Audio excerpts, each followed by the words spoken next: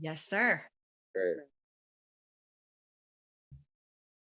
Growing your business or idea can come from many efforts. What are your thoughts on cold calling? How about cold emailing or messaging? Admittedly, I had found less success in my previous endeavors when I neglected doing so. When I first started this show in 2019, the combination of those two really gave me momentum and brought in some great guests from it. So, as you may be able to guess, that is how I originally came across today's guest. When I noticed these previous guests making headline after headline, it is important for me to invite them back on the show to help you learn from their latest journeys. Before we get going, it is rapid fire time.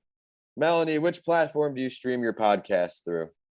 On Apple, Spotify, and all the things. So I think it's on most of them, but definitely Apple and Spotify, which I think are two of the main ones for sure. I'm big on Apple as well. Where do you typically listen to your podcasts? Everywhere. I am an avid listener because I've realized how much it has transformed myself on my entrepreneurial journey, as well as personally and other professional ways. And so, whether my rule is that number one, I love music, but I really try to limit the time that I listen to music and force myself to listen to something that is going to help me grow. And two, as long as I can hear it well and actually listen. So, like for instance, I have an electronic toothbrush. This is random, but that is the time during my bathroom routine that, maybe the music goes on and the audio book or podcast goes off. Otherwise, it is fair game. As long as I can hear it and actually comprehend and listen to the material, whenever I quote unquote get a break, whether it's stretching, getting ready, taking a walk, I really try and force myself to listen to that awesome material. It's a great way to create an important habit. It's very easy just to go to music because that's the norm. We're used to that. But podcasts truly do revolutionize everything. You never know what you can learn from somebody's journey, which is a big reason why I have this show. It comes in all shapes and sizes. We know how she listens. We know where she listens. It's everywhere. I want to hear how you podcast as well. Reach out to me and I'll feature you on the show. And with that, it is time for another episode of That Entrepreneur Show. I'm your host, Vincent A. Lancy. We know textbooks and resources are valuable, but hearing firsthand testimonials can never be topped. And whether you're looking to start or scale your business or idea, this is the show for you. As each week, I sit down with a founder from around the world to share their story because you never know what will motivate you the most.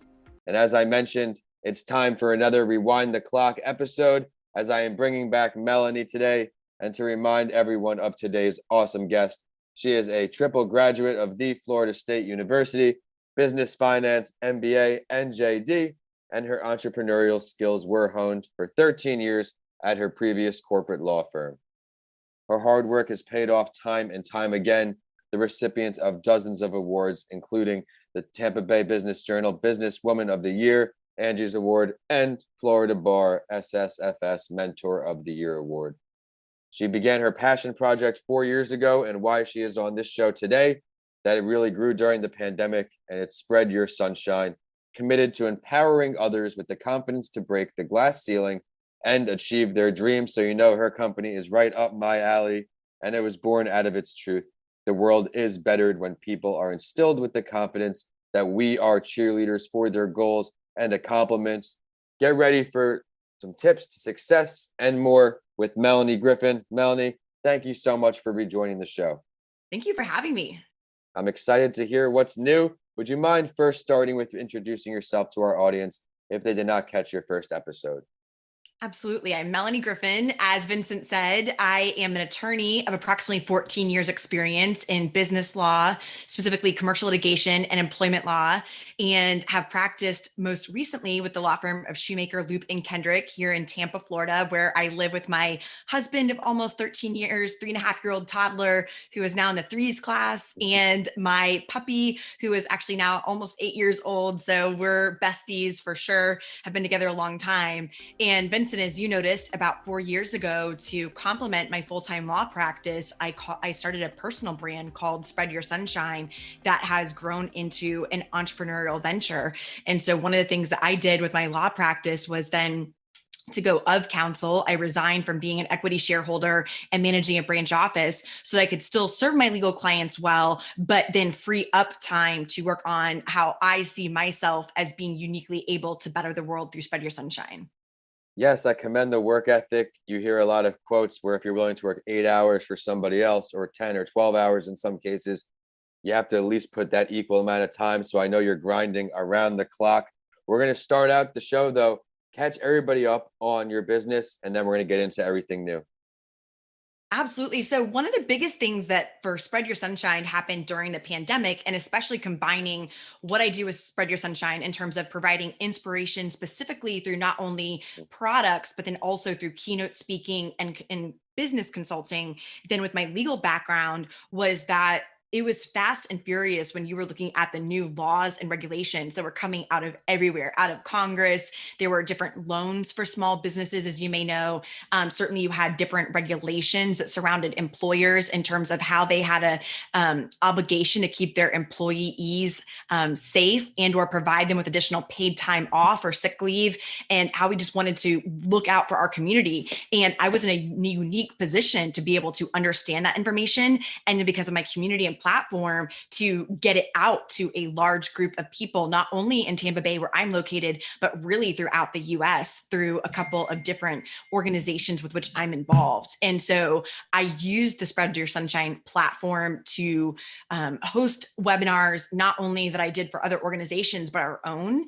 And while I've always toyed with doing the keynote speaking, consulting, and product side, previous to the pandemic, I was much more focused on the product side. And certainly we still have those and sell those. I would say, though, that post pandemic, so through the pandemic, what it really showed was that craving to have that inspiration and that understanding that I was in a unique position to explain. So a lot of what Spread Your Sunshine has done then at the end of the pandemic, and I guess we're not out of it yet as we're taping this. We're still dealing with this Delta variant, depending upon when you're listening to this, but is to work on the keynote speaking and consulting side.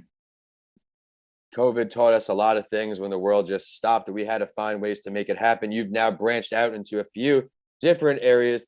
What was the biggest transition point or the most challenging thing to go from just a product-based service to now doing all things? The biggest thing for me on the services side, because it is an Achilles heel that you oftentimes find something that, maybe was something you struggled with in a quote unquote previous life is something that you've carried forward with you. And so one of the things that I don't like about the practice of law is in a service based industry, what's different from that than a products based industry is the ability to haggle over bills with your client. And what I mean by that is if you go say to Abercrombie and Fitch and you want to buy a sweater and it says it's $60, you either buy the sweater for $60, you wait for it to go on sale, or you don't own that sweater, period, the end.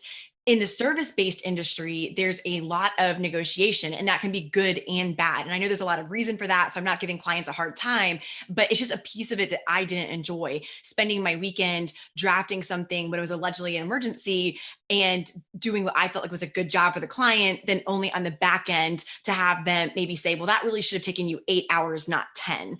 And so point being is that I would say that that's probably something I've carried over then on the speaking and training and consulting side is just, there's no set fee. It is such a wide range, and just that, not only conditioning people that the service you're providing is worthy of being paid for, but then also coming up with the appropriate fee and structure. Those can sometimes be uncomfortable conversations. On the flip side, going back to somewhat different, but what you said about cold calling is that it's a necessary evil, and has certainly made my business more profitable and made me get more comfortable with the selling process. Service-based industry, every conversation I have when I'm providing, it's different, and some are easier negotiations than others. Some go much more smoothly, but it does always keep me on my toes at least, and just keeps me striving to provide valuable services where people want me and are willing to pay more of a price. But now I want to ask you, Melanie, what's the best piece of advice you were ever given, and who is it from? One of my best pieces of advice that I received was from a mentor, Daryl Bloodworth, who is an attorney in Orlando. And he said, life in particular, your professional life is a marathon, not a sprint. And for so many years, I could not appreciate that advice, that I almost had way too much hubris and thought, well, maybe I'm just extra special. Of course I can sprint. I can take on all these things and do all of them well. And I think you can for a short period of time. And when I say short period, that's so subjective. For some people, that may be 10 years. For other people, that may be 10 days or 10 minutes. It really depends on what it is you're tackling and how many other stressors you have in your life, and a lot of other things. But at some point, you really, for me anyway, I have started to see then where I really do want to invest my time, and other times where I want to step back and really have the time to enjoy my family and invest in things that are important to me as I deem them, to make sure that everything is aligned in my life. Yes, creating the quality of life you deserve is a big challenge every time. And I appreciate that advice. But you mentioned before a little bit about COVID with the law practice. Let's now talk about COVID with your personal brand.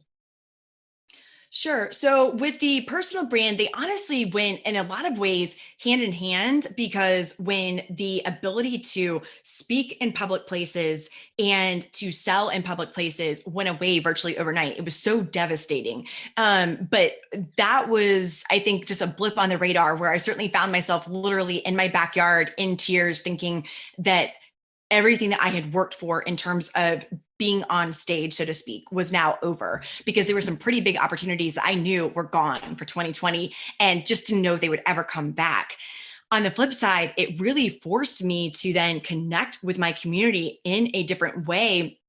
When I first started getting speaking invitations from other large organizations to be the person that, through my personal brand, was the person that was mixing it and really combining for the first time. And people had always struggled to understand how I was a lawyer that had this Spread Your Sunshine brand. And so for the first time, the two are not only going hand in hand, but I'm getting these wonderful opportunities. And I'll tell you, a big catalyst then for putting out my own material, there were a couple of them, but I'll share one for the purposes of time, is that Please, yes. I wanted to put on um, a webinar on a certain subject that I knew was going to be so helpful to my community during COVID. And there was an organization that I knew was toying with the same topic that I reached out to and said, hey, let's collaborate, let's do it together.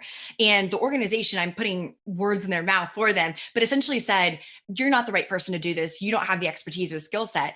And I thought to myself, well, I do. And I have the audience. And that was my first webinar that I had hosted on my own. And so it was really empowering in that way, that I realized I don't need another organization. It's always wonderful to collaborate when you can and bring in other partners and work with people in the community. But if someone's telling you no and they don't see your worth and your value, then do it yourself. And that was really where we started to see that ability to get our own message out, which was wonderful.